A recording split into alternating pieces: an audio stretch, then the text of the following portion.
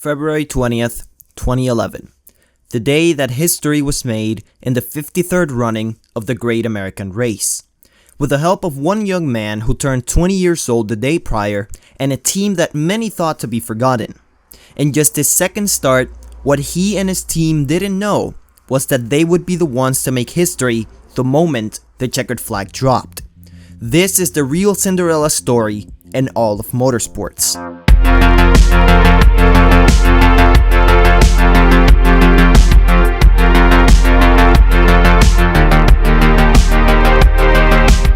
Trevor Mitchell Bayne was born on February 19, 1991 in Knoxville, Tennessee.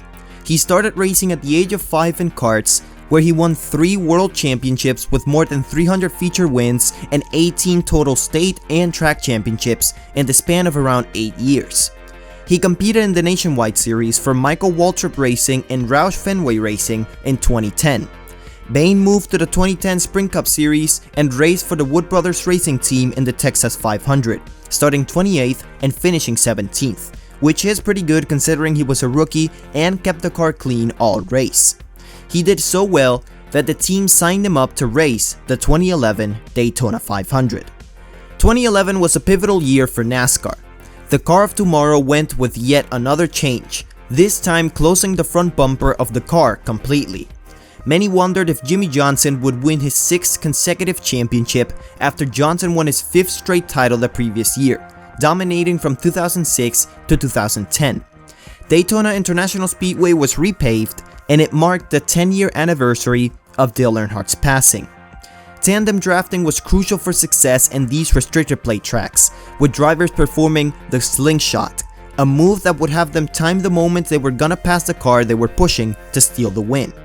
Trevor Bayne qualified 4th for the 500, and Jeff Gordon took note of that. With no teammates with him in dual race number 2, Gordon asked Bayne to be his drafting partner, and they drafted together all dual until both wrecked on the last lap. The green flag for the Daytona 500 waved for frontrunners Kurt Busch and Jeff Gordon. Busch took Earnhardt Jr.'s spot after he wrecked in his dual race and had to go to a backup car.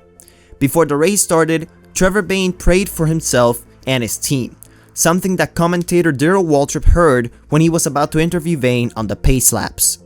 Just in time to hear Trevor say, God, thank you for this opportunity to be here and drive these race cars, Lord. Thank you for the platform you've given all of us to be on. I just pray we'll glorify you with everything we do because you're the reason we're here. the perfect prayer before you roll off to run the biggest race of your life. Around lap 24, Kevin Harvick's engine blows up, and Gordon runs into the back of number 7 Robbie Gordon, trying not to brake in front of Trevor Bayne and gets spun. Jeff Gordon goes to the pits for repairs, and Bayne loses his drafting partner for a while. On lap 29, the big one happens in turn 3 after number 15 Michael Waltrip gets turned by his driver in the 00, David Rudiman. Because of him being at the back, Jeff Gordon got collected in the wreck along with his 2 other Hendrick teammates, Jimmie Johnson and Mark Martin. This would ultimately make Gordon not finish the race, and just like that, Trevor Bayne lost his drafting partner for the Daytona 500. Eventually, he would find a new partner in the form of number 6 David Reagan. It was a strategic decision because Bayne was affiliated with Roush Fenway Racing in the Nationwide Series back then. Some cars kept crashing, Roush Fenway drivers Matt Kenseth and Greg Biffle also crashed, and some even slid and catched the car without hitting the wall. After being together for the remainder of the race, David Reagan and Trevor Bayne were in a good position to win the 500. With 5 laps to go, Bayne pushes Reagan from 7th to make a move up to the front of the field. On the tri-oval, they make a bold move and split up the middle to take the lead of the race with just 4 laps to go. On the back straightaway though, things would change for the car that had led the majority of the race and his pusher. Has scored his first sprint. Oh! Smith gets turned in front of Boyer and Newman and Hamlin. Keep coming. Caution's out now. Wait them off. That's because Smith got a little bit of a gap between he and Busch slammed into him. Number 39 Ryan Newman, the most dominant car of the day, hit the wall after number 78 Regan Smith got turned. Drafting partners Kurt Busch and Regan Smith got separated exiting turn 2. That's when Dale Earnhardt Jr. pushes Tony Stewart into the back of Kurt Busch. This makes an accordion effect. Busch can't get the car to stop and hits Regan Smith on the back. Ryan Newman's pusher, Denny Hamlin, also collected damage in this wreck. Now, two young men up to the front with very fast race cars in the form of David Ragan and Trevor Bayne. In the famous words of Kyle Busch, I told you all through Speed Weeks. I said it don't matter how long you can push because it's gonna be a green, white checker. There it is. Kyle Busch was right. This would be the first of two overtime attempts in the race. On the restart, David Ragan gets a good start and he immediately went to the bottom in front of Trevor Bayne. This, however, would be a move that he would soon regret. Robbie Gordon gets into the back of Tony Stewart, getting sideways but saving the car. He goes back up the racetrack and Ryan Newman wrecks along with Dale Earnhardt Jr. In the high side. I'm hearing they're going, oh, we got a car around. Got a car around right Robbie there. Gordon saves it. But the 6 is being black flagged. Passing before the start-finish line. And a car on the wall.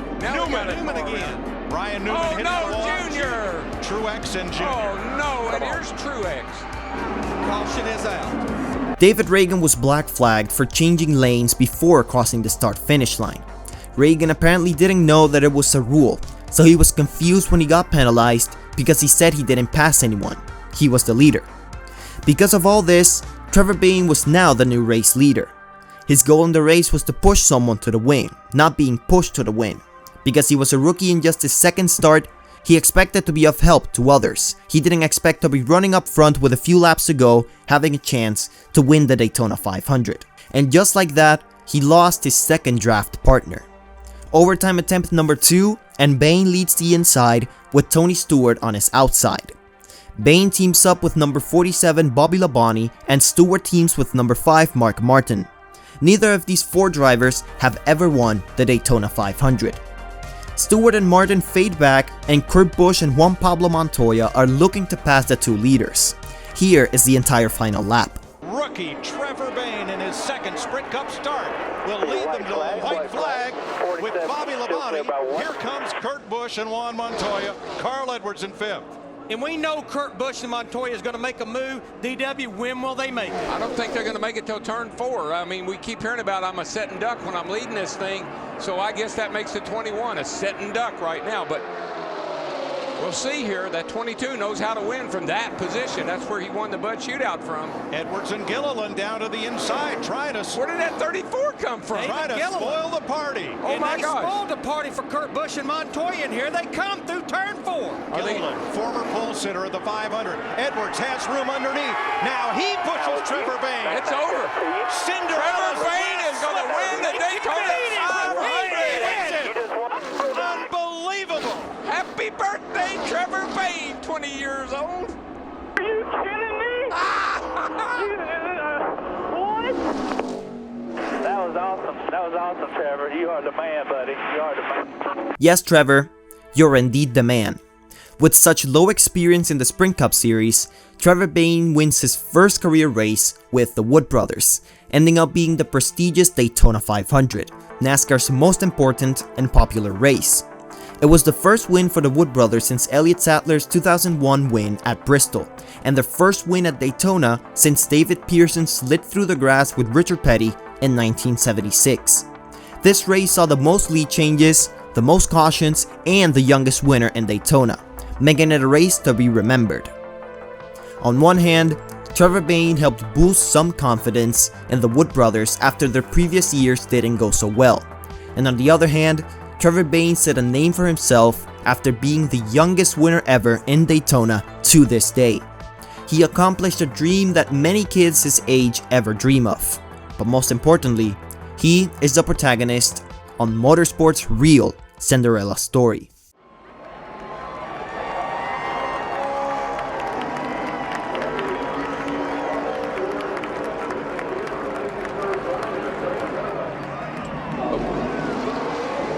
Remember, he got tied up in a crash on Thursday. They had to do a lot of work to keep this car in the 500 and not go to a backup. The red, the white, the gold numbers look just like the Mercury that Pearson drove into victory lane after finishing the race in the grass in 1976 after a collision with Richard Petty in turn 4. Look at the this last celebration. lap. This is unbelievable. This is fairy tale stuff. This is like once upon a time. The glass slicker fit. It did, man. It did.